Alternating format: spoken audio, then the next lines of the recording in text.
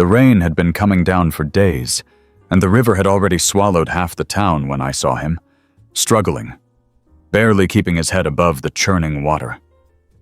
I gripped the edge of the rescue boat and shouted to the crew. There's a dog in the current. We have to get him." The crew hesitated for only a second. The water was unpredictable, carrying debris, pulling in whatever it could. But there was something about this dog, something in the way his soaked fur clung to his small frame, in the way he fought against the pull of the river. He wasn't just a stray caught in a storm. He had purpose, and I knew I couldn't let him go. "Hold on," one of the men called, as he maneuvered the boat closer. The dog flailed, panic in his eyes, then disappeared under the waves. My heart nearly stopped. I didn't think. I just moved. Before anyone could stop me, I jumped into the freezing water. The cold knocked the breath out of me, but I reached forward, feeling through the darkness of the river. My hand brushed against soaked fur, and I grabbed hold. The dog was limp, his small body moving wherever the water willed. No. I kicked hard, pushing toward the surface, my arms locked around him. He coughed, a weak but present sign of life. Strong hands pulled us back onto the boat. I collapsed, the dog in my arms, his shivering matching my own. He looked at me, eyes dark and wide, and I swore I saw something in them, something pleading, something knowing. I had seen plenty of rescues, but this felt different. Once we reached dry land, the vet was already waiting. Dr. Whitaker was an older man, always calm, always prepared. He took the dog into his arms and gave him a quick once-over. "Let's get him inside, dry him off, and check for injuries." I followed, dripping wet and shaking, but unwilling to let this dog out of my sight. The small clinic smelled of antiseptic and damp fur. Dr. Whitaker laid the dog on the table and began his examination. I stood nearby, arms crossed, my mind still racing from the rescue. "He's lucky you got to him when you did," the vet said as he gently pressed against the dog's ribs. "No fractures, no major wounds. Just exhaustion, dehydration, and stress." I let out a breath I hadn't realized I was holding. "So he'll be okay?" Dr. Whitaker nodded. "With some rest and care, yes. But there's something..." He trailed off, lifting the dog's front leg slightly. His brow furrowed as he leaned in closer. "What? What is it?" I stepped forward, feeling my pulse quicken again. Dr. Whitaker looked up, his face a mix of curiosity and concern. "This dog isn't just a stray. Look at this." He turned the dog's leg slightly, revealing a faded mark just beneath the wet fur. A brand. Not a tattoo, not a typical microchip location. Something older, something deliberate. My stomach twisted. "What does it mean?" Dr. Whitaker met my gaze, his expression unreadable. "I don't know yet, but this dog has a story, and I think we need to find out what it is." The dog, as if sensing the weight of the moment, let out a soft whimper, his head resting against my arm. I stroked his fur gently, determination settling deep in my chest. He wasn't just any rescue. He was a mystery waiting to be unraveled. The small clinic was quiet, except for the occasional soft whimpers from the dog resting on the examination table. His breathing had steadied, his eyes half open, but filled with something unreadable. I stood beside him, my fingers still absently running through his damp fur, my mind circling around the brand hidden beneath. Dr. Whitaker had gone to retrieve some equipment to scan for a microchip, and I stayed put, watching the dog. There was something about him, something that didn't quite fit with the usual rescues I'd seen. He wasn't just lost, he was displaced, out of place. I could feel it. The door creaked open, and Dr. Whitaker stepped back inside, holding the scanner. "All right, let's see if someone's been looking for him." I held my breath as he ran the scanner over the dog's shoulder, then down his back, and then a beep. My stomach clenched. Dr. Whitaker narrowed his eyes at the device, then adjusted his glasses. "Well, we have an ID number." He turned to his computer and entered the code. I hovered behind him, heart pounding, waiting.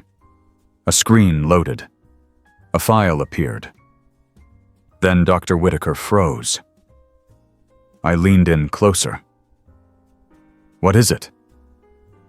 His eyes flicked to mine, the light from the screen casting a strange glow on his face. "This dog. He's registered to an owner."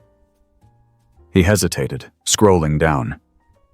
"But according to this, he's been missing for 3 years." 3 years. My mind reeled. This dog had been gone for 3 years. And yet he had appeared in the middle of a flood, miles away from the last known location listed in the file. That didn't just happen. Someone had to have taken him. But why? I glanced back at him, still resting, his tail giving a single, weak thump against the table. "Who's the owner?" Dr. Whitaker exhaled and pointed at the screen. "A man named Daniel Everett lived upstate. Says he reported the dog stolen in the middle of the night. No trace of him after that. Until now." I tried to make sense of it. Stolen? This dog had been missing for years, but somehow ended up here, alone, in a flood. If he had been stolen, why was he abandoned now? And more importantly, did his owner even know he was alive? Dr. Whitaker leaned back in his chair. "I'll try to contact him. It's been a long time, but maybe—" Before he could finish, the phone rang. The sharp sound jolted the air between us. He hesitated, then picked it up. "Whitaker Veterinary Clinic. This is Dr. Whitaker." I watched as his expression shifted, from neutral to wary, from wary to something that made my stomach twist. Yes, he's here." A pause. "I see." Another pause. "Understood." He hung up, his lips pressing into a firm line. "That was Daniel Everett." I stiffened. "That fast? How did he—" "He's been looking for this dog for years. He never stopped. He hired people, searched shelters, even had notices in different states. The microchip company automatically alerted him when a scan was performed. He's on his way now." I swallowed hard. This should have been a good thing. The dog had an owner, someone who had never stopped searching for him. But something in the way Dr. Whitaker spoke, the way his fingers hovered over the desk like he was considering something unsaid, it didn't sit right with me. "Did he sound happy?" I asked slowly. Dr. Whitaker was silent for a beat too long. He sounded determined. I looked back at the dog, who seemed oblivious to the turn of events, his head now resting on his paws, exhausted from the ordeal. What had this little guy been through? And what exactly were we bringing him back into? A soft sigh escaped me. "How long until he gets here?" Dr. Whitaker checked his watch. 3 hours. Maybe less. 3 hours. 3 hours to sit with this dog, to wonder what had happened to him in the years he had been missing.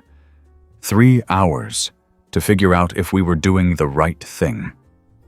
3 hours felt both like an eternity and an instant. The dog, unaware of the turmoil unfolding around him, remained curled up on the soft blanket Dr. Whitaker had laid out, his breathing steady but still filled with exhaustion. I couldn't stop watching him, every twitch of his ears, every flicker of his eyes behind closed lids. He wasn't just a lost pet. He was something else, something bigger. And we were about to find out what. Dr. Whitaker had busied himself around the clinic, organizing supplies, making notes, anything to keep his hands moving. I could tell he was just as uneasy as I was.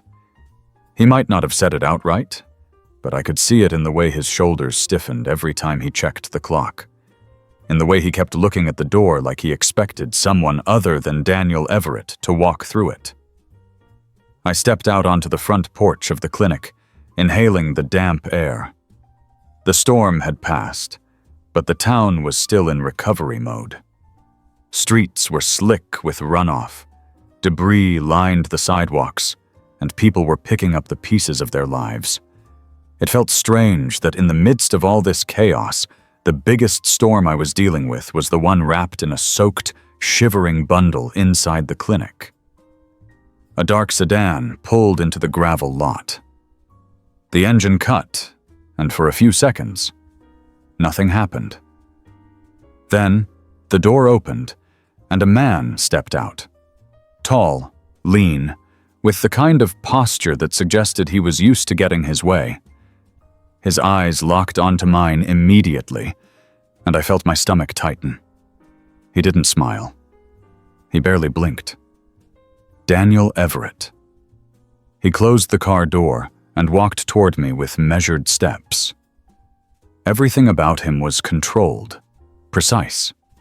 Even his expression, though neutral, carried an undercurrent of something unreadable. When he reached me, he extended a hand. "Daniel Everett," he said, his voice smooth, practiced. I shook his hand. "I'm the one who found him." He nodded once. "Thank you. I've been looking for him for a long time." He didn't ask about the flood, about how the dog had ended up here. He didn't ask if the dog was okay. Just an acknowledgement of time lost, and nothing more. Dr. Whitaker stepped outside then, clearing his throat. "Mr. Everett, we ran his chip and confirmed his identity. He's inside, resting."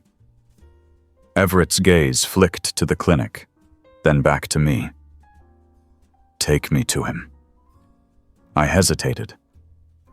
It wasn't my place to say no, but something inside me screamed that this wasn't right, that we were handing the dog over to someone who wasn't telling us the full story.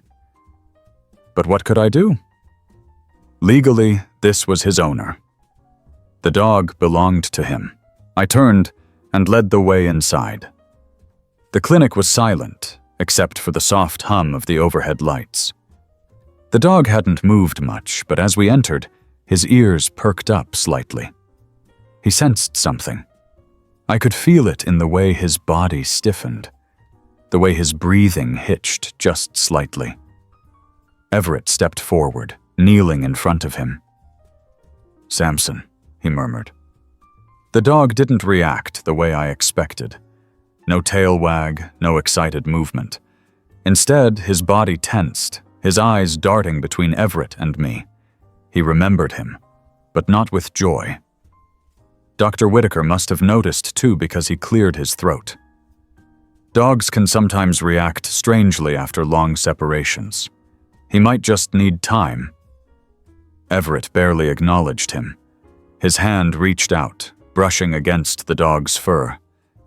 "You're coming home now." Samson let out a low whimper, pressing himself against the blanket as if he could make himself smaller. My fists clenched. Something wasn't right. "Mr. Everett," I said carefully. "You said he was stolen?" Everett didn't look at me. "Yes, 3 years ago. No leads, no witnesses. He was gone without a trace." "And now he shows up in a flood, miles away from where he was taken?" I pushed, watching him carefully. Everett finally turned his head, his expression unreadable. "It doesn't matter how he got here. What matters is that he's coming home." Samson trembled. Dr. Whitaker shifted, placing a hand on the counter. "Mr. Everett, we need to be sure Samson is comfortable. He's been through a lot. Perhaps it would be best if we introduced him back to you slowly." Everett exhaled through his nose, standing. "I've waited 3 years. I think he'll adjust." He reached into his jacket, pulling out a leash. Samson shrank back further. "Wait," I said, stepping between them. "Just wait. He's scared. Shouldn't that mean something?" Everett's jaw tightened. "He'll be fine once we're home." I didn't believe that. Samson didn't believe that. Dr. Whitaker adjusted his glasses. "Legally, Samson belongs to you. But ethically, we need to consider his well-being. Let's take this slow. We'll monitor his behavior, make sure he's not distressed before he leaves." Everett stared at him, and for a long moment no one spoke. Then, finally, he nodded, though his expression remained tight. "Fine, but I'm not leaving without him." Samson let out a soft whimper. I reached down, resting a hand on his fur. "We'll figure this out," I whispered. Because something told me this wasn't over. The tension in the clinic was thick enough to choke on. Dr. Whitaker had done what he could, buying time, giving Samson a chance to adjust. But it was clear that Daniel Everett was not a man used to waiting. He sat in the corner of the room now, arms crossed, gaze locked onto Samson with an intensity that made my stomach twist. I knew what the law said. I knew that on paper, Samson belonged to him. But something in my gut told me that if I let this dog leave with him, I'd regret it for the rest of my life. I knelt beside Samson, running a hand gently down his back.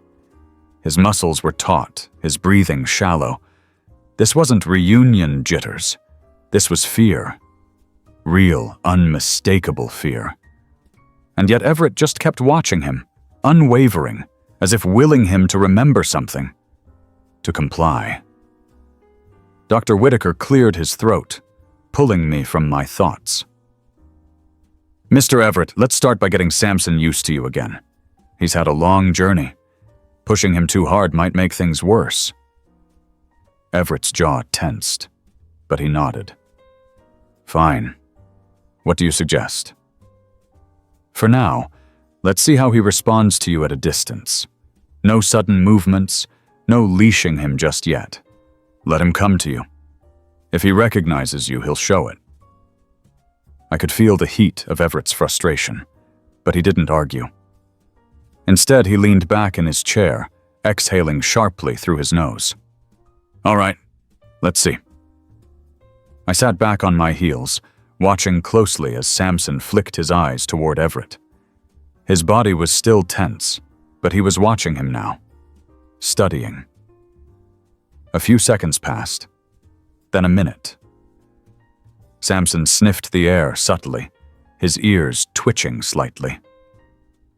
Everett extended his hand slightly, palm up. "Samson, come." Samson flinched. My chest tightened. This was wrong. Everything about this was wrong. Dogs didn't forget their owners, especially not after 3 years. If Samson had truly belonged to Everett, if he'd been loved, cared for, he would have responded with excitement, with relief. But he wasn't wagging his tail. He wasn't even moving. He was frozen in place, waiting for something. Dr. Whitaker shifted uncomfortably. "It may take some time. He's been through trauma." Everett's expression darkened just slightly, but he forced a small nod. "I understand." But did he? Because every instinct in my body screamed that something wasn't adding up. I rose to my feet. "Why don't we step outside for a moment? Give Samson a little space to breathe?" Everett didn't move right away, but finally, after what felt like an eternity, he stood. "Fine, but I'm not going anywhere." Dr. Whitaker offered a tight smile. "Of course not." Everett gave Samson one last look, then stepped out of the room. I followed, keeping my expression neutral, but as soon as we were in the hallway, I turned to Dr. Whitaker. "He's scared of him," I said in a hushed voice. Dr. Whitaker sighed, rubbing his temples. I see it too. But what do you want me to do? Legally, Samson belongs to him. If he can prove ownership, but should he go back? I pushed. That's the real question. Dr. Whitaker hesitated, and I could see the conflict in his eyes. He was a man of reason, of facts, but he was also a man of compassion. He had to see it, the way Samson reacted, or more accurately, didn't react to Everett. But we didn't have proof of mistreatment, just a gut feeling. And that wasn't enough. We need time, I whispered. Just a little more. Let me see if Samson opens up. Dr. Whitaker studied me for a moment, then nodded. I'll do what I can. But be careful. If Everett senses that we're stalling, he might push harder. I swallowed against the lump in my throat. I know. We stepped back inside, and Everett was already watching us, suspicion flickering behind his eyes. Well? Dr. Whitaker smiled. Samson needs more time. Rushing him won't help. Why don't you come back tomorrow? Give him the night to rest? Everett's eyes narrowed. Tomorrow? One night? Dr. Whitaker repeated calmly. That's all. Everett was silent, but something in his posture shifted, like he was sizing us up, deciding whether or not to push back. I held my breath, praying he would take the bait. Finally, he exhaled sharply. Fine. One night. But I expect him ready to go when I return. He turned and strode out, the door swinging shut behind him. The room felt instantly lighter, as if some unspoken weight had lifted. I let out a slow breath and turned back to Samson, who was still curled up on his blanket, his eyes watching the door where Everett had disappeared. Dr. Whitaker adjusted his glasses. What now? I knelt back down beside Samson and ran a hand gently over his fur. Now, we figure out what really happened. Because one thing was for sure, this dog wasn't afraid without reason. The air in the clinic felt heavier after Everett left. Even Samson seemed to sense it, his body still curled in on itself, his eyes locked on the door, as if expecting the man to return at any moment.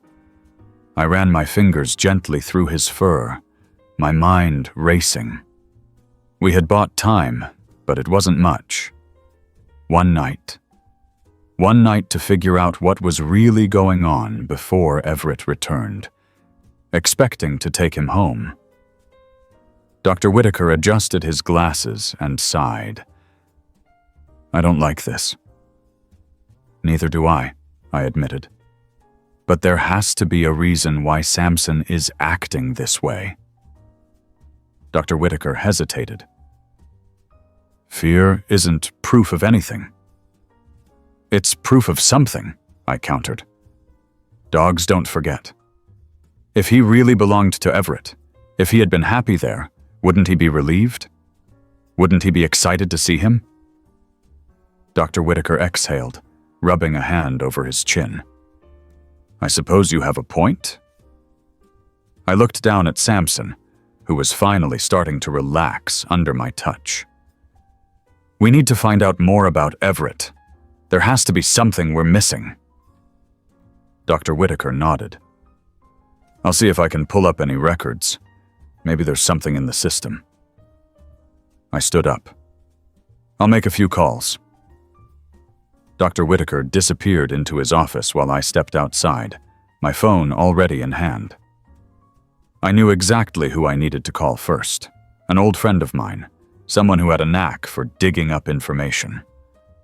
I dialed the number and waited, my fingers tapping anxiously against my leg. This is Mark. Mark, it's me. I need a favor. That was fast. What's going on? I glanced over my shoulder, making sure no one else was around. I need information on a guy named Daniel Everett. Lives upstate. Claims a dog was stolen from him 3 years ago. There was a brief pause. You think he's lying? I don't know. But something about this whole thing feels wrong. Can you find anything on him? Police reports? News articles? Anything? Give me an hour. I'll see what I can dig up. Thanks, Mark. I ended the call and took a deep breath. 1 hour. That was all we had to go on for now. I turned back toward the clinic, stepping inside just as Dr. Whitaker came out of his office, his expression unreadable. Anything? I asked. He hesitated, then nodded. There was a police report filed when Samson was first reported stolen. Nothing unusual in the details, just that Everett claimed someone broke into his property and took the dog. No follow-ups, no suspects, no arrests, no leads, just a dead-end case. I frowned. That doesn't make sense. If Everett cared so much, why didn't he push harder? Why did the search just stop? Dr. Whitaker exhaled. I don't know. But we need to be careful with how we handle this. Legally, Samson belongs to him. Not if he was taken for a reason, I muttered. Dr. Whitaker didn't respond to that, but I could see the concern in his eyes. We both knew that if we were going to stop this from happening, we needed something solid, something undeniable. The next hour passed slowly. I stayed by Samson's side, watching as he dozed, though his sleep remained restless. Every so often he'd stir, his ears twitching, his body tensing as if haunted by something I couldn't see. Then my phone buzzed. I snatched it up. Mark? You were right to be suspicious, he said. Daniel Everett isn't who he claims to be. My breath caught. What do you mean? There's no real record of him before 5 years ago. No official job history, no known family. And get this, the property he reported Samson stolen from, he didn't even own it. It was rented under a fake name. I felt my heart start to pound. So who is he? I don't know yet, but I found something else. There were other reports, other dogs reported missing in that area over the last several years. Different breeds, different circumstances, but all of them gone without a trace, and none of them ever turned up again. I swallowed hard. You think Samson wasn't the only one?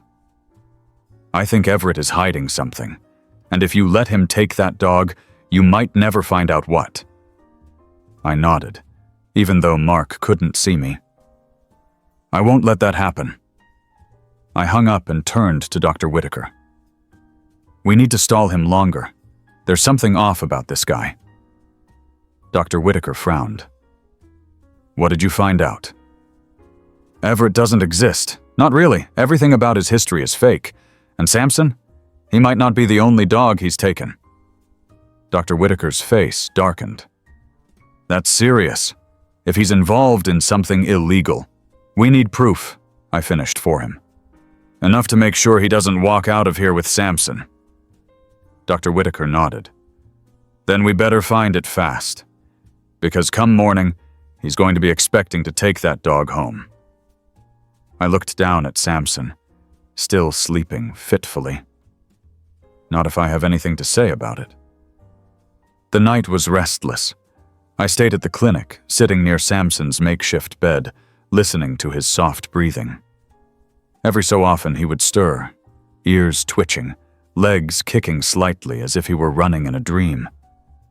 I wondered what kind of memories haunted him.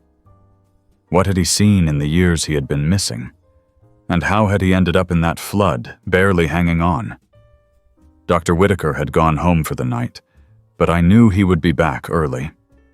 We had a silent understanding that we were going to do whatever we could to keep Samson safe until we had more information. But time was running out. Everett would be back in the morning, expecting to take the dog with him, and if we didn't have something solid to stop him, we would have to let it happen. I checked my phone again, hoping for another update from Mark. Nothing yet. I rubbed my eyes, exhaustion creeping in, but I refused to sleep. Not while Samson was still here. vulnerable. Instead, I leaned against the counter and tried to think. What else could we do? What other angle could we take? We had to prove that Everett wasn't who he claimed to be, that he had no right to Samson. But without hard evidence, the law was on his side.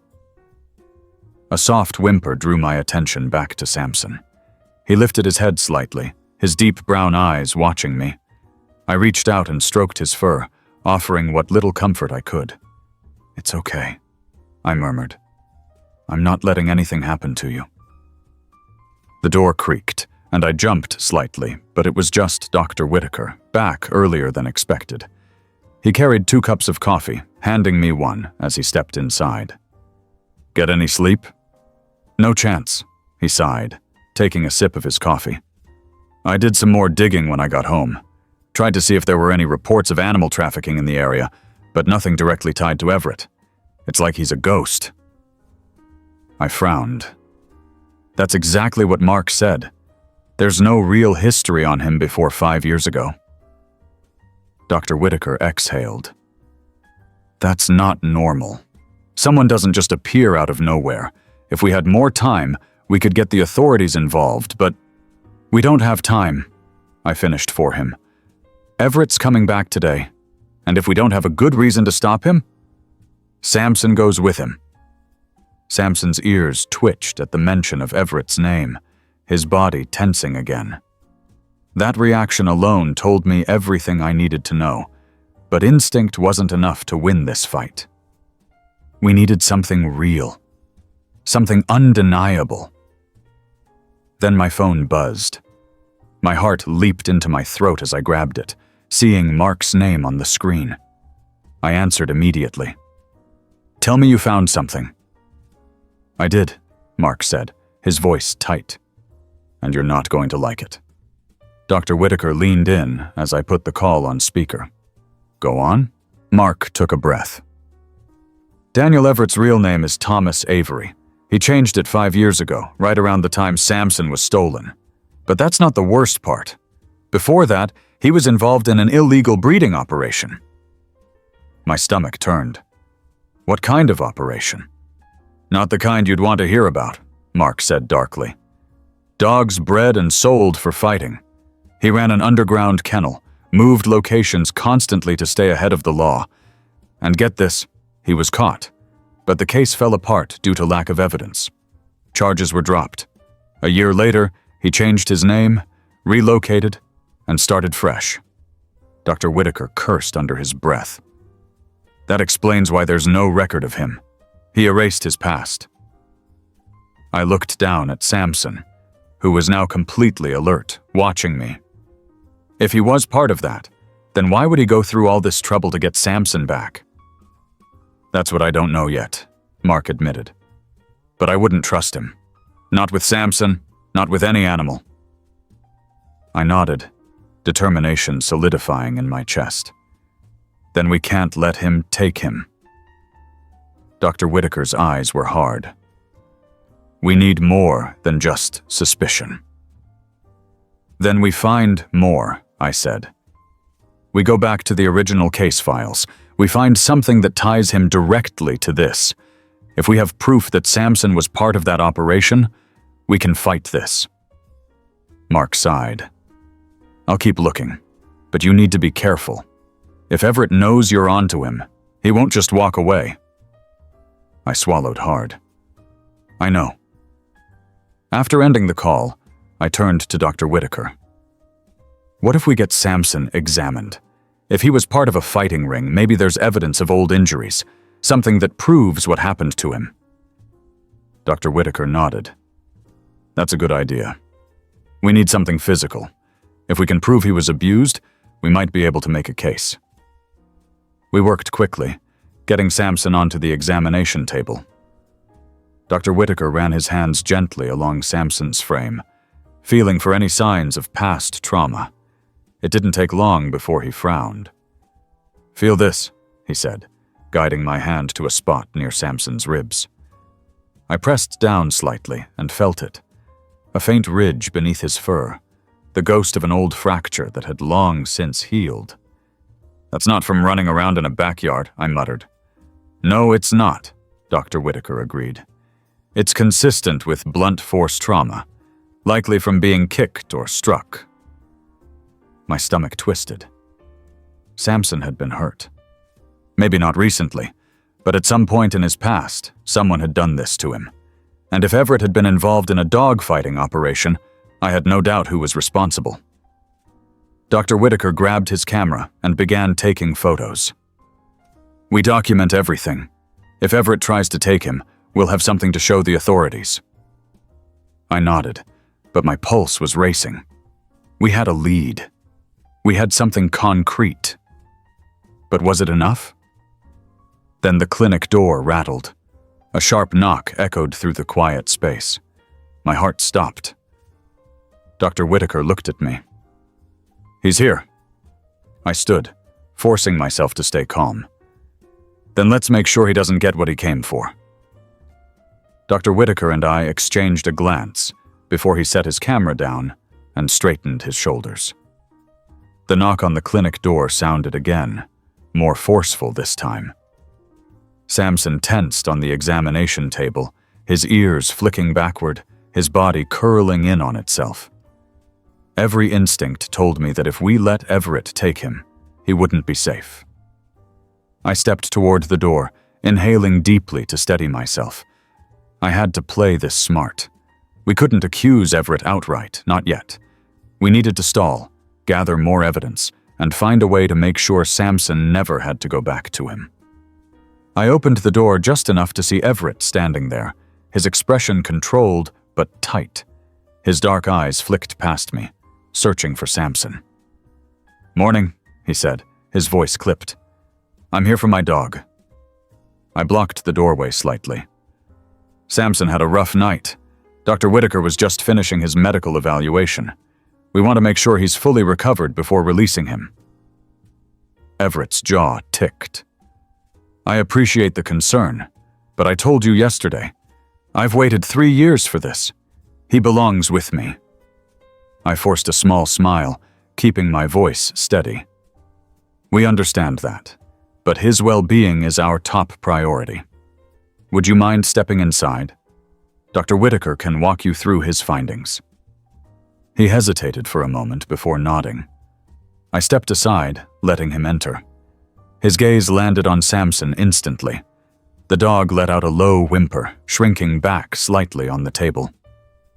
Everett's expression barely changed, but I noticed the way his fingers flexed at his sides, as if resisting the urge to reach for him. Dr. Whitaker cleared his throat. "Mr. Everett, we ran a full examination on Samson to assess his condition. We found something concerning." Everett's eyes narrowed. "What do you mean?" Dr. Whitaker picked up his camera and held it out. "Samson has healed fractures, consistent with blunt force trauma. Given his history, we need to ensure his past injuries were not a result of abuse before we release him. We've also documented his fearful reactions. His body language suggests he's under extreme stress in your presence." Everett's face darkened. "Are you accusing me of something?" "We're following procedure," I said smoothly. "If an animal exhibits signs of past abuse, we're obligated to investigate further before allowing a transfer of custody." He exhaled sharply, his fists clenching. "I reported him stolen. That's proof enough I didn't hurt him. You're wasting time. Give me my dog." Dr. Whitaker remained firm. "We've contacted local authorities to review the case. Until then, Samson stays here." Everett's nostrils flared, but he didn't explode like I expected. Instead, he straightened his posture, eyes glinting with something unreadable. "You're making a mistake." "That may be," I said, my voice calm but unwavering. "But we're making it in the best interest of the dog." For a moment, the room was thick with silence. Samson shivered, pressing his body closer to me. The tension between us and Everett was stretching thin, ready to snap. Finally, Everett exhaled through his nose, taking a step back. "Fine. I'll be back with the necessary paperwork. But make no mistake, this isn't over." He turned on his heel and stormed out of the clinic, the door slamming behind him. The moment he was gone, I let out a slow breath, my hands shaking slightly. Dr. Whitaker set his camera down, rubbing his temples. That bought us some time, but not much. If he gets legal documents proving ownership, we won't have an argument to stand on. I nodded. Then we need more. Mark is still looking into his past. If we can get hard evidence that ties him to the illegal dog-fighting ring, we can stop him. Dr. Whitaker sighed. We need that information fast, because I don't think Everett is just going to wait around. Samson let out a soft whine, curling against my side. I ran my fingers through his fur, heart pounding. Then we have to move faster. I paced the small clinic, my heart still hammering from the encounter with Everett. He was too calm, too controlled. That wasn't the reaction of a man who had been searching for his beloved dog for 3 years. That was the reaction of someone who thought he was untouchable. Dr. Whitaker sat at his desk, his fingers drumming against the wood as he stared at the notes he had taken. We need something concrete, he muttered. We need a way to prove that Samson isn't safe with him. Mark is still looking into his past, I said, trying to keep my voice steady. If we can tie him to the illegal breeding and fighting rings, we'll have leverage. But we need to move fast. He's coming back. Samson let out a soft whimper from where he lay curled on the floor. I knelt down beside him, stroking his fur gently. His whole body was tense, his eyes darting to the door as if expecting Everett to burst through it at any moment. I wouldn't let that happen. My phone buzzed in my pocket, and I snatched it up immediately. Mark, please tell me you have something. I do. Mark's voice was grim. And it's worse than we thought. Dr. Whitaker leaned in closer as I put the call on speaker. What did you find? Everett, or should I say Thomas Avery, was involved in a series of underground operations tied to illegal dogfighting. I found old police reports that mention his name, but nothing ever stuck because he was careful. Every time a case got close to taking him down, he vanished and rebranded. New name, new location. My stomach churned. And Samson? Mark hesitated. I think he was supposed to be a fighting dog, but something changed. Maybe he wasn't aggressive enough. Maybe someone took pity on him. But there's evidence that several of the stolen dogs were never seen again. Either they were sold, used, or discarded. Dr. Whitaker swore under his breath. That's all circumstantial. We need something that directly ties Samson to him. Mark exhaled sharply. I'm working on it. I might have a lead on someone who used to work with Everett. If I can get them to talk, we might have enough to bring to the authorities. But we have to be careful. If Everett catches wind of this, he could disappear again. I clenched my jaw. We don't have much time. He said he's coming back with paperwork. If he gets it, we're out of options. Mark's voice hardened. Then stall him. Do whatever it takes. I'll call as soon as I have something. The call ended, and I shoved my phone into my pocket, my pulse racing. We have to make sure he doesn't leave with Samson. Dr. Whitaker nodded. Then we need to prepare for whatever he tries next.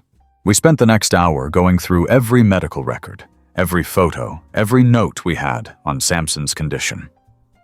Dr. Whitaker printed out detailed reports of Samson's old injuries, marking them as evidence of past trauma. If Everett tried to claim he had always been Samson's loving owner, we had proof that someone had hurt him, and we both knew who the most likely culprit was. As the sun started to rise, a heavy knock rattled the front door. That's him, I said, standing quickly. Dr. Whitaker adjusted his glasses. Then let's be ready. I took a deep breath and opened the door. Everett stood there, a folder in hand, his expression unreadable. "I have the paperwork. You have no reason to keep my dog any longer." I crossed my arms. "We still have concerns." "Concerns?" His voice was deceptively smooth, but I saw the flicker of irritation in his eyes. "I have legal ownership. You have no right to keep him." Dr. Whitaker stepped forward. "We conducted a full medical evaluation, and Samson has old injuries consistent with abuse. Given that, we need to ensure that he's going back to a safe home." Everett's expression darkened. "You're grasping at straws. I reported him stolen. You think I did this to him?" "We think something doesn't add up," I said. "And until we get more information, we're not handing him over." His lips pressed into a thin line, his fingers tightening around the folder. "You're making a mistake. You have no right to keep my dog from me." "And you have no right to put him in danger," I shot back.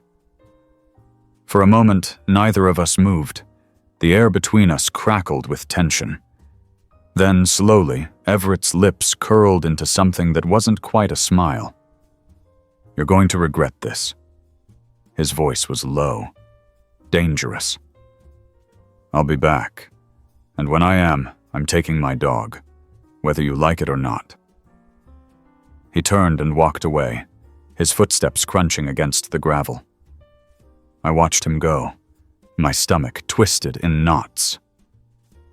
Dr. Whitaker exhaled slowly. "He's going to come back. And I don't think he's going to play fair." I looked down at Samson, who was pressed against my leg, his body still trembling. I reached down and ran a hand through his fur. "Then we better be ready." The clinic was quiet after Everett left, but the air inside felt thick, charged with unspoken tension.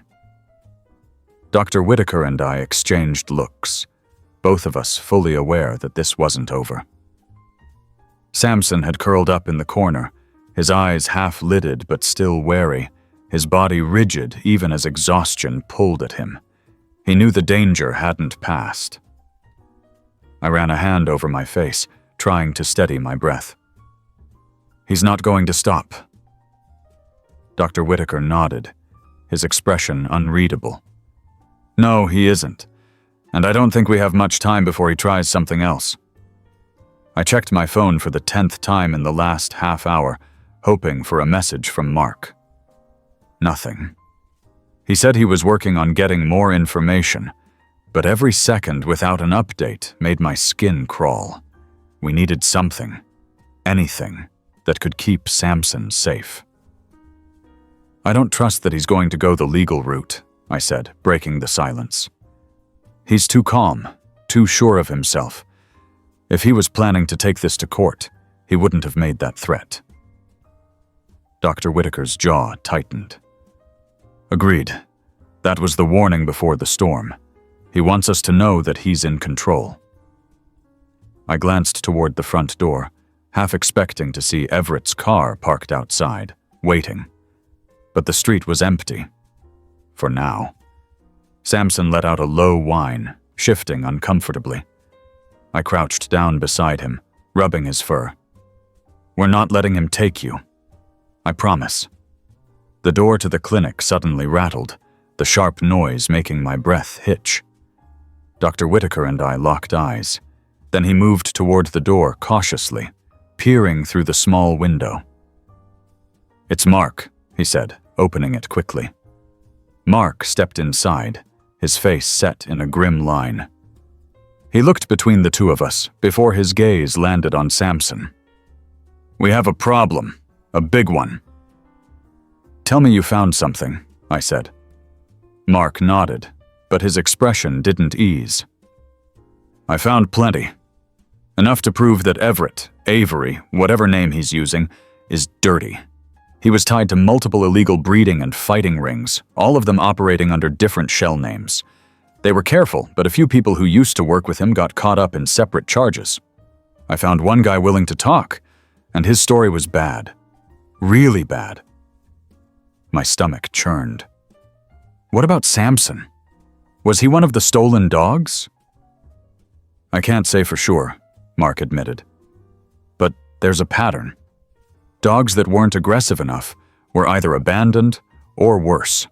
The ones that showed promise were kept, trained, and thrown into fights.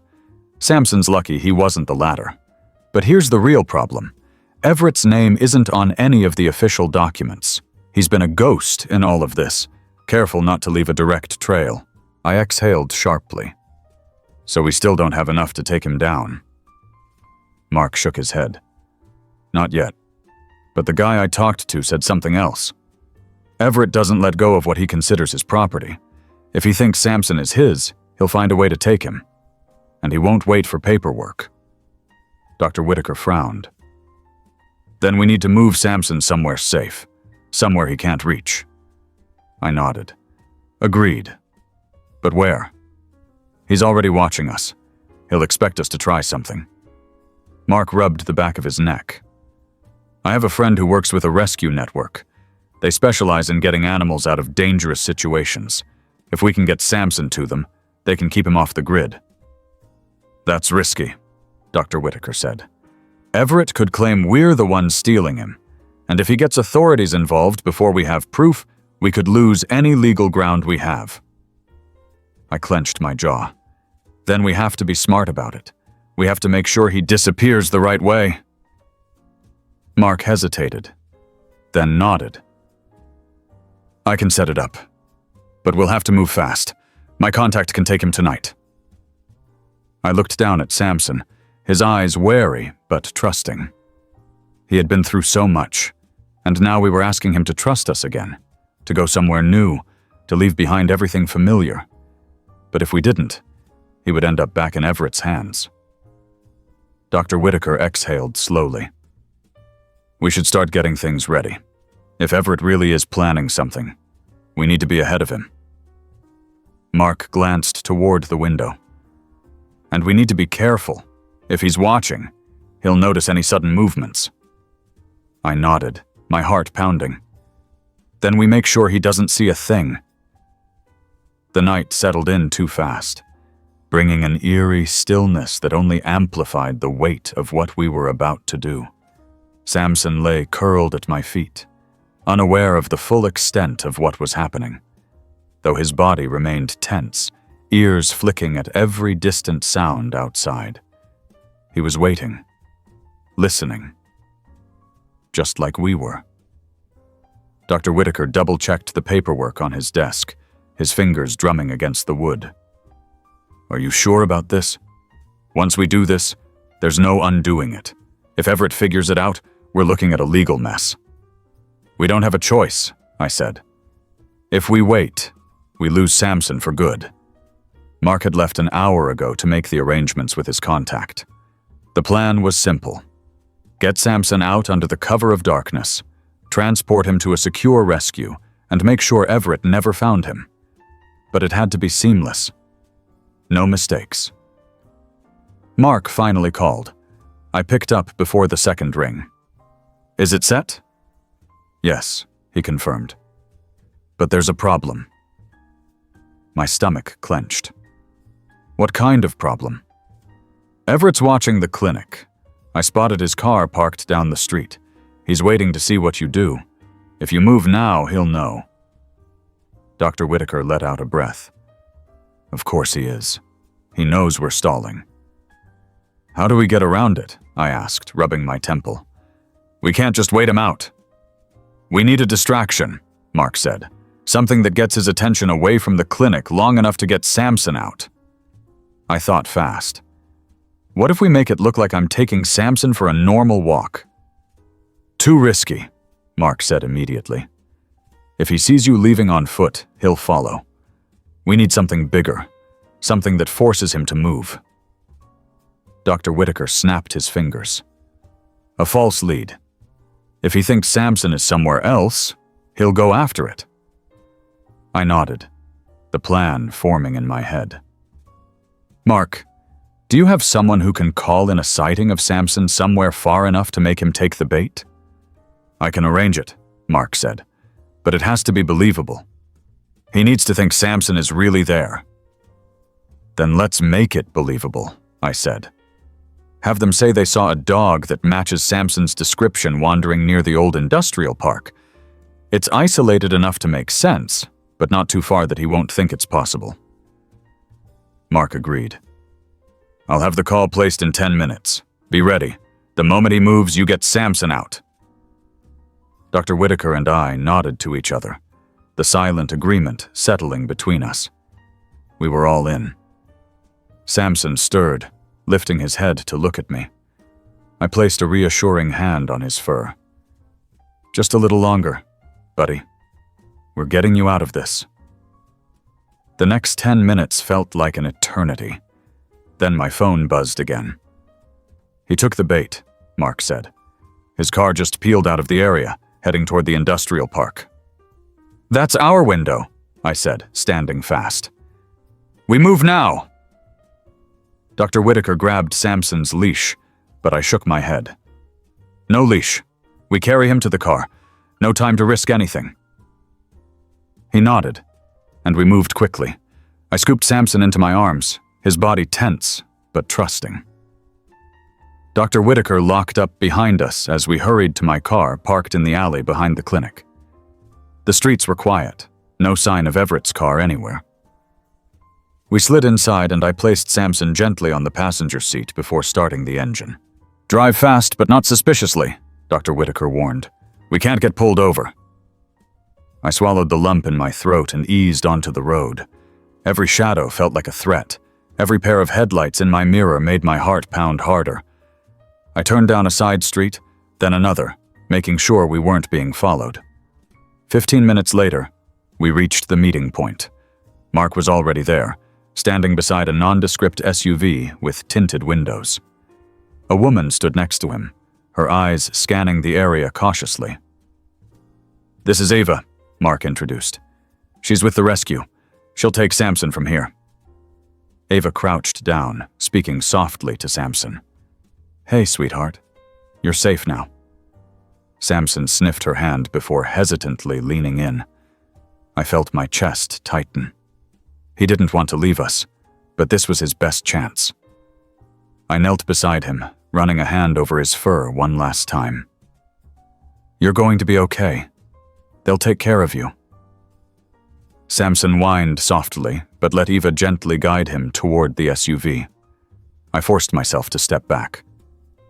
Ava met my gaze. We'll keep him hidden until it's safe. You won't hear from us unless absolutely necessary. But know that he'll be loved. I nodded. That's all I need to know.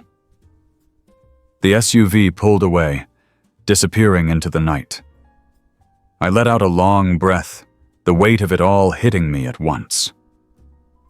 Dr. Whitaker placed a hand on my shoulder. We did the right thing. I nodded, but my mind was already elsewhere. Everett wouldn't stop. And now, when he came back to the clinic and found Samson gone, he was going to be furious. Mark exhaled sharply. We need to prepare for whatever happens next, because when he finds out, it won't be pretty. I looked back down the road where Samson had disappeared. Let him come. We'll be ready. The hours dragged by, each one feeling heavier than the last.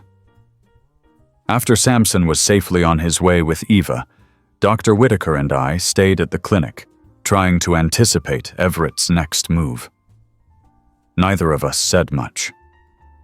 Words felt hollow when the air was so thick with tension. I stared out the window, my arms crossed tightly over my chest. The street was quiet for now, but I couldn't shake the feeling that Everett was still out there, watching. The thought of what he might do when he realized Samson was gone made my stomach churn. Dr. Whitaker sighed heavily, breaking the silence. We need to have a plan for when he comes back. What kind of plan? I asked, not looking away from the window. If he shows up demanding answers, we need to be ready to handle it. We can't let him intimidate us. I nodded slowly. He's going to be furious. I'm guessing he'll accuse us of stealing Samson. Dr. Whitaker tapped his pen against the desk. We have the documentation. We can show that Samson was placed in protective custody due to signs of abuse. That might not stop him from trying to take legal action, but it's something. I exhaled through my nose. I just don't think he's the type to wait for lawyers and court dates. Before Dr. Whitaker could respond, my phone buzzed. I grabbed it quickly, my pulse jumping. It was a text from Mark. Everett's on the move. Just left the industrial park. He'll be at the clinic soon. I turned to Dr. Whitaker. He's on his way. Dr. Whitaker adjusted his glasses, his expression tightening. Then we need to be ready. I walked to the door and locked it, my heart hammering. As much as I had tried to prepare myself for this, the reality of confronting Everett without Samson present made me feel exposed. The dog had been a buffer, a focal point. Now it was just us. Minutes ticked by, each one stretching into an eternity. Then, finally, headlights appeared outside the clinic. I recognized Everett's car immediately. It pulled into the small lot, the engine cutting off sharply. Dr. Whitaker stood beside me, his posture stiff but composed. Stay calm, he said quietly. I nodded, though my hands were clenched into fists at my sides. The knock on the door came hard and fast, making me jump. I took a deep breath, willing my voice to remain steady as I called out, "We're closed!" "Open the door," Everett said, his voice muffled but unmistakably angry. Dr. Whitaker stepped forward. "We can speak through the door, Mr. Everett. There's no need to come inside." "Where's my dog?" Everett demanded. His tone was low, controlled, but the anger simmered just beneath the surface. "I know you have him." Dr. Whitaker kept his voice calm. "Samson has been placed in protective custody due to signs of past abuse. He's no longer here." "You stole him from me," Everett snapped. "That dog is mine. You had no right." "As veterinary professionals, we have an obligation to act in the best interest of the animals we care for," Dr. Whitaker said firmly. "Samson's injuries and behavior suggested he was in danger. Until this matter is resolved, he will remain in protective custody." There was a beat of silence. I imagined Everett standing on the other side of the door, seething, his mind working through what to say next. "You'll regret this," he finally said, his voice low and threatening. "I'll have the police here. I'll take you to court. Whatever it takes, I'm getting my dog back." Dr. Whitaker didn't flinch. "You're welcome to pursue legal channels. In the meantime, we are acting in accordance with our professional obligations." Another long silence. Then the sound of heavy footsteps retreating. I watched through the window as Everett climbed back into his car and sat there for a moment before finally driving off. Dr. Whitaker let out a slow breath, rubbing his temples.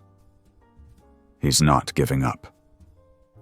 "No," I agreed, "but we didn't give him what he wanted." The clinic felt eerily quiet again once Everett was gone.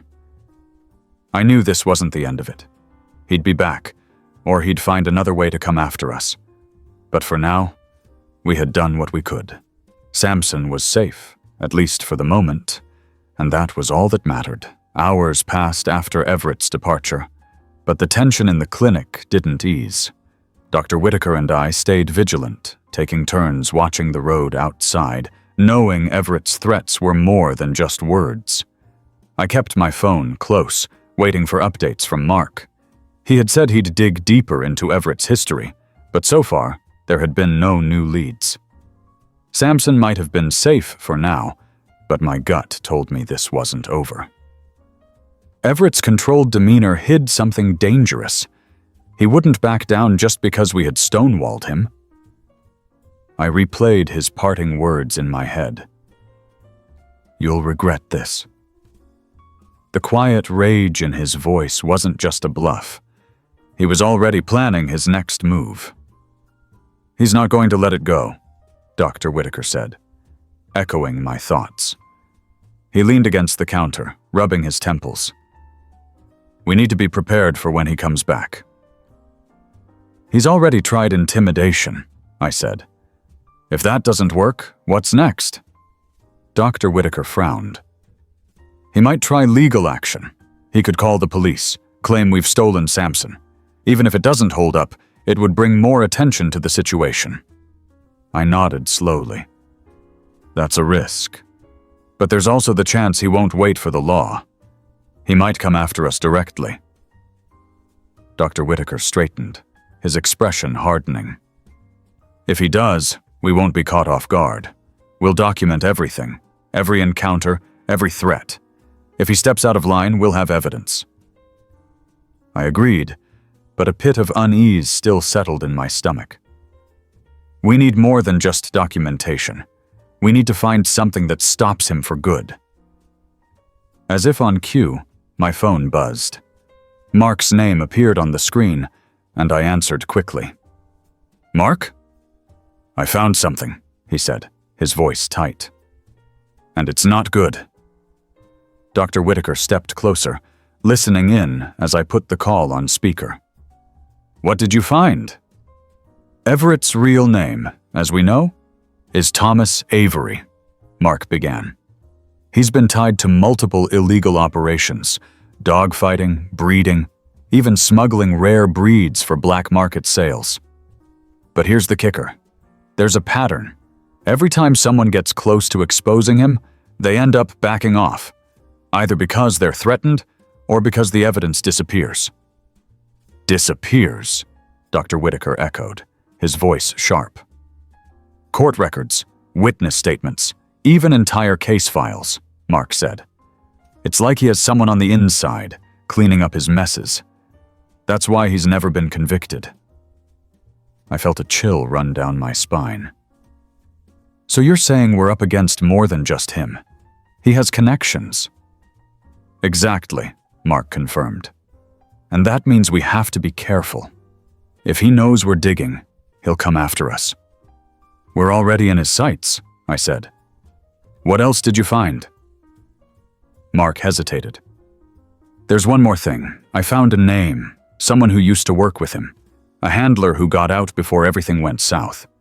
If we can find this person and convince them to talk, we might have enough to take Everett down.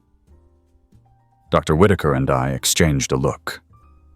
Do you know where this handler is? Dr. Whitaker asked. Not yet, Mark admitted, but I'm working on it. Once I have an address, we'll have to move quickly. If we can get their testimony, we can build a case against Everett.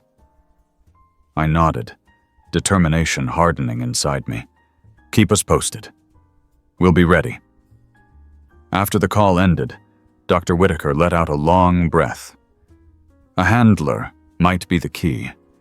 If we can get someone who's seen Everett's operation firsthand, we can finally expose him. I looked out the window again, the street still and silent. But until then, we have to hold the line. Whatever Everett throws at us, we don't back down. Dr. Whitaker nodded, his expression resolute. We're not letting him win. The weight of the situation pressed down on us both, but there was also a spark of hope. If Mark could find that handler, if we could get their story on record, we might finally have a chance to stop Everett once and for all. I knew we couldn't afford to wait idly. Mark's lead was promising, but until he pinned down the handler's location, Dr. Whitaker and I needed to keep one step ahead of Everett. We agreed that the clinic would serve as our command post for now. Moving elsewhere wasn't an option yet, not without a clear plan. Dr. Whitaker spent the next few hours combing through Samson's medical records again, looking for anything we hadn't already documented. He noted old scars, slight misalignments in his ribs from long-healed fractures, and the telltale signs of improper care during critical growth stages. It painted a picture that, while not definitive proof of Everett's involvement, strongly suggested that Samson had come from a place of abuse. But a suggestion wasn't enough. We needed irrefutable evidence. I focused on fortifying our defense. I went over every interaction we'd had with Everett, every word he'd said. I jotted down the dates and times, recalling his tone and demeanor. He'd always seemed too calm, too measured, except for that last encounter.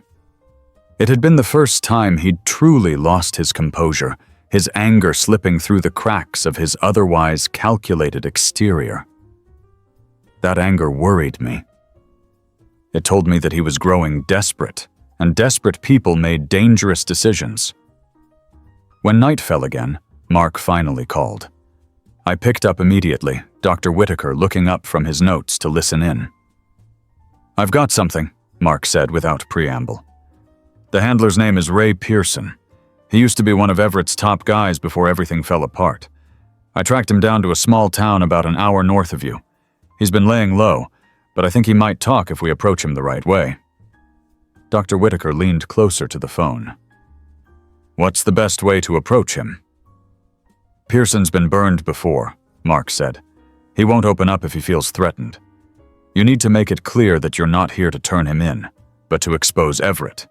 If he understands that helping you could put an end to Everett's operation for good, he might come around." I nodded, even though Mark couldn't see me. "What's the address?" Mark gave me the details, then added, "Be careful. If Pearson thinks you're connected to Everett, he might panic. Go in calm, no sudden moves." "Understood," I said. "Thanks, Mark."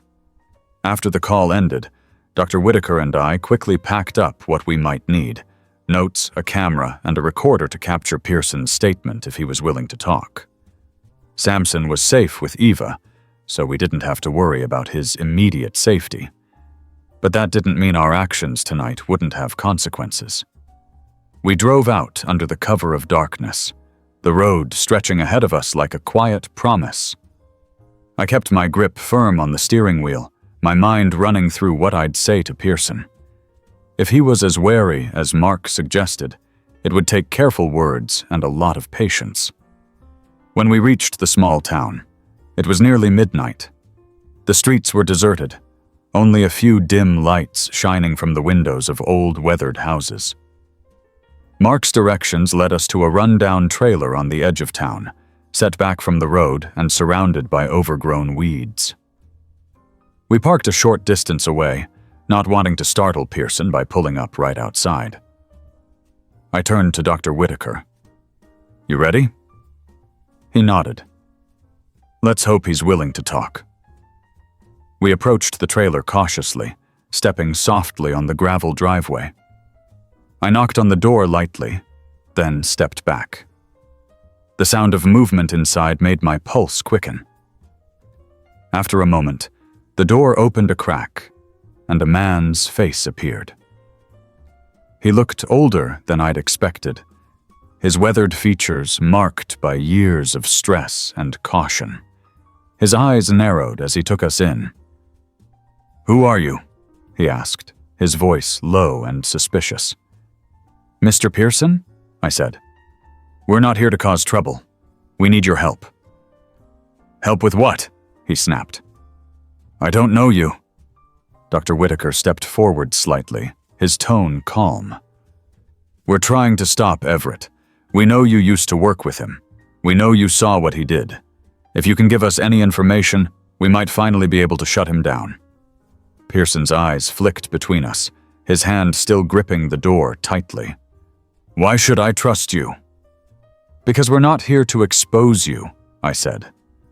"We're here to protect the animals he's hurt and prevent him from doing it again. We know it's a risk for you, but without your help, he'll keep getting away with it." There was a long pause. I could see Pearson weighing his options, the fear and mistrust warring with something else. Maybe guilt, maybe a desire to make things right.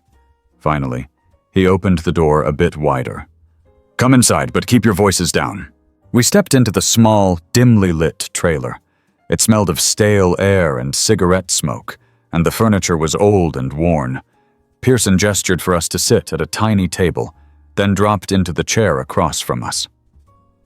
"I don't know why I'm doing this," he muttered, rubbing his face. "But if it means stopping that bastard, I'll tell you what I know." We listened as Pearson began to speak, his words halting at first, but growing steadier as he recounted his time with Everett.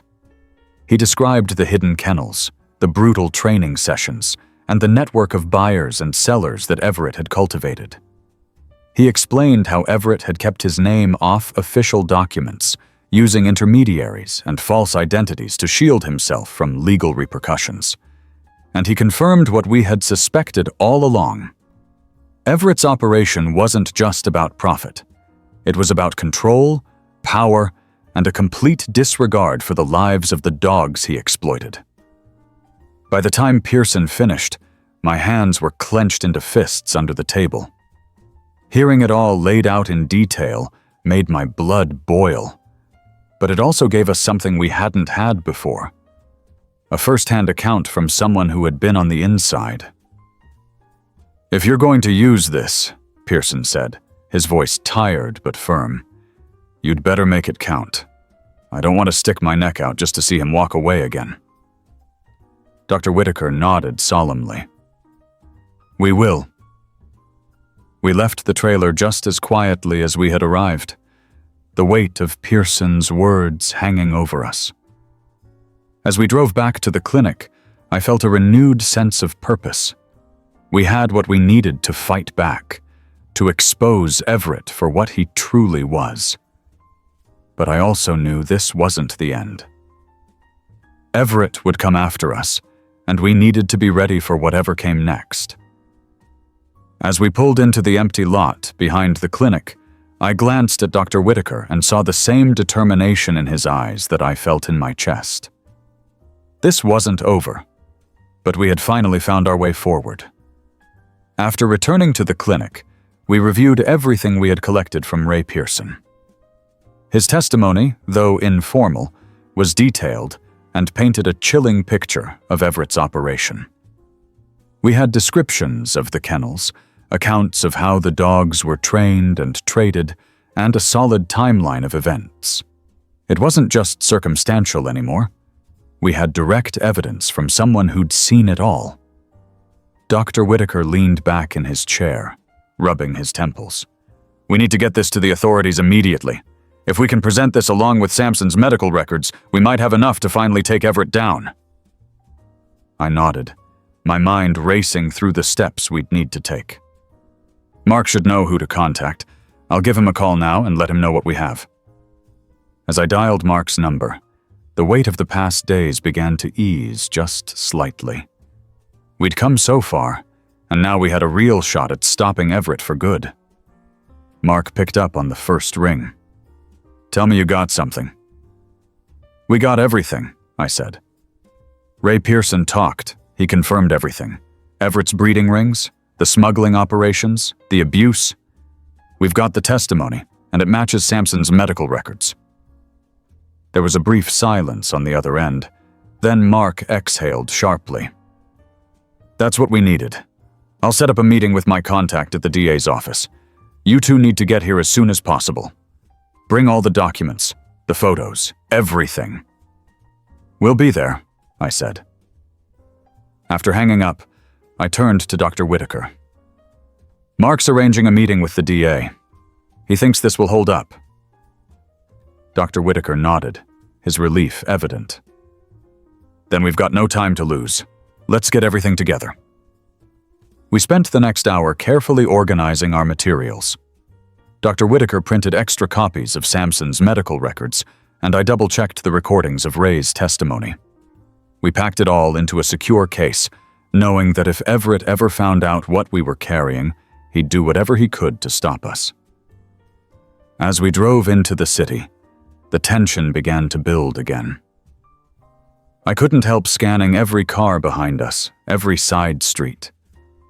It felt like we were carrying a bomb, the weight of everything we'd uncovered pressing down on us. I kept reminding myself that we were close to the end. If we could get this into the right hands, Everett wouldn't be able to walk away again. Mark met us outside the DA's office, his expression grim but determined. "Everything's ready. The DA is waiting." We followed him inside, clutching the case like it was our lifeline. The meeting room was small and sparse, but the atmosphere was charged. The assistant district attorney, a sharp-eyed woman named Claire Ramsey, listened intently as we laid out our case. Mark started with the background: Everett's history of aliases, the patterns of abuse, the disappearing records. Then Dr. Whitaker presented the medical evidence, walking her through Samson's injuries and the timeline that suggested years of mistreatment. Finally, I played the recording of Ray's testimony. His voice was clear, steady, and filled with regret. By the time it finished, Claire's expression had hardened. "This is substantial," she said, her voice measured. "If we can corroborate these details with additional evidence, we'll have a strong case." "What about Samson's safety?" I asked. "We have him in protective custody, but if Everett finds out we've come forward, he might try to take him again." Claire nodded. "We'll arrange for a more secure location and ensure that his custody is legally protected. Once we file charges, Everett won't have a leg to stand on." It was the first time I felt a true sense of relief. After all the fear, the uncertainty, we were finally in a position to fight back. Everett's threats would no longer hang over us. We had a path forward. Over the next few weeks, the case moved swiftly. More witnesses came forward, bolstered by Ray's testimony. Old records that had been buried were unearthed, adding layers of evidence to our claim. The DA's office filed multiple charges against Everett, ranging from animal cruelty to organized criminal activity. When the day of the trial arrived, Dr. Whitaker and I sat in the courtroom, our nerves stretched thin. I hadn't seen Everett in person since that last confrontation at the clinic, but when he entered the courtroom, flanked by his legal team, he still carried that air of smug confidence. It turned my stomach. But as the prosecution laid out the case, piece by piece, that confidence began to crack. Witness after witness testified against him. The medical evidence was presented in meticulous detail. Ray Pearson took the stand, his voice steady as he recounted the horrors he'd witnessed. And then there was Samson's story, his injuries, his recovery, and the clear signs that he had come from a life of abuse. The defense tried to poke holes, but the weight of the evidence was too much. By the time the trial concluded, the jury didn't deliberate long. Everett was found guilty on multiple counts. When the verdict was read, I felt a wave of emotion I couldn't contain. Relief, vindication, and above all, a sense of justice for Samson and all the other dogs that Everett had harmed. Everett was sentenced to a lengthy prison term, his network dismantled, and his influence stripped away. For the first time, it felt like the shadow he had cast over so many lives had lifted. Samson was officially placed in permanent protective care, far from anyone who might try to hurt him again. Eva and her team ensured that he would live out his days surrounded by love, safety, and kindness.